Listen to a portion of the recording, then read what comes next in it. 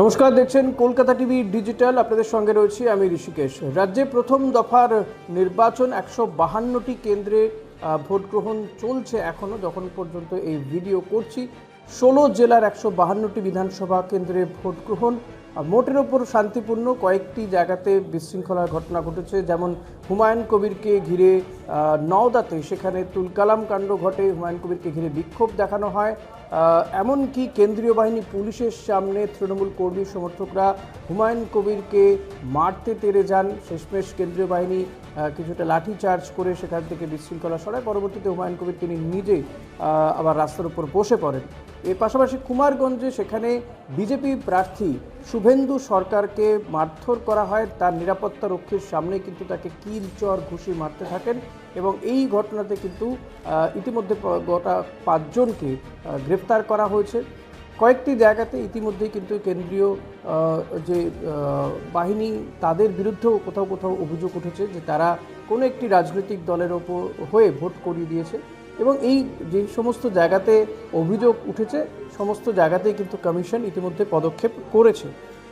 এরই মধ্যে আমরা দেখলাম যে বিকেল 5টা পর্যন্ত এই যে 16টি জেলাতে ভোট হচ্ছে, অ্যাভারেজ কিন্তু 90%-এর উপরে ভোটিং হয়ে গিয়েছে এবং এই পার্সেন্টেজ আরও বাড়তে পারে বলে মনে করছে কেউ কেউ। আর এরপরেই কিন্তু শাসক বিরোধী কে কটি আসন পেতে পারে তা নিয়ে ভবিষ্যৎবাণী করে ফেলেছেন দুই শিবিরেরই দুই তাবর নেতা। একদিকে শুভেন্দু অধিকারী তো অপরদিকে কুণাল ঘোষ। নন্দীগ্রামের প্রার্থী, যার কেন্দ্রে আজকে ভোটও হলো, সেই নন্দীগ্রামের প্রার্থী শুভেন্দু অধিকারী তিনি মনে করছেন যে এই যে রাজ্যে 152টি কেন্দ্রে প্রথম দফার নির্বাচন হলো তাতে বিজেপি 125টার বেশি আসন পেতে পারে বলে তিনি মনে করছেন এবং তিনি বলছেন যে 4 তারিখে এটা মিলিয়ে নেবেন। এর পাশাপাশি কুণাল ঘোষ, যিনি কিনা তৃণমূল কংগ্রেসের প্রার্থীও বটে, তিনি আবার বলছেন, তিনি এই শুভেন্দু অধিকারীর থেকে কয়েক কদম আগে তিনি বলছেন যে এই যে ভোট হলো, যে পরিমাণ মানুষ ভোট দিয়েছেন তাতে কমিশন, কেন্দ্রীয় বাহিনী বা এই বিজেপির যে ষড়যন্ত্র সমস্ত কিছুকে মানুষ পরাস্ত করেছে এবং মানুষ তার ভোটাধিকার প্রয়োগ করে বিজেপিকে সরানোর জন্য, বিজেপিকে যাতে তারা এ রাজ্যে না প্রবেশ করতে পারে তার বিরুদ্ধে বা সেই কারণেই মানুষ ভোট দিয়েছে এবং সেই ভোট শাসক দলের পক্ষেই যাবে। ফলত তাদের আসন সংখ্যা কিন্তু এই 152টি বিধানসভার মধ্যে তারাই 130 থেকে 35টি আসন জিততে পারেন বলে ভবিষ্যৎবাণী করেছেন কুণাল ঘোষ।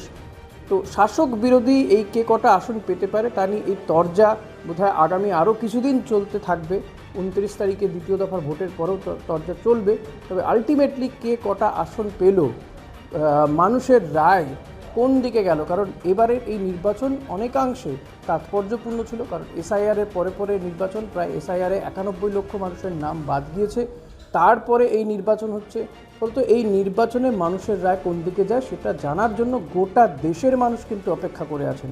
আর তাদের সেই অপেক্ষার অবসান হবে 4ঠা মে।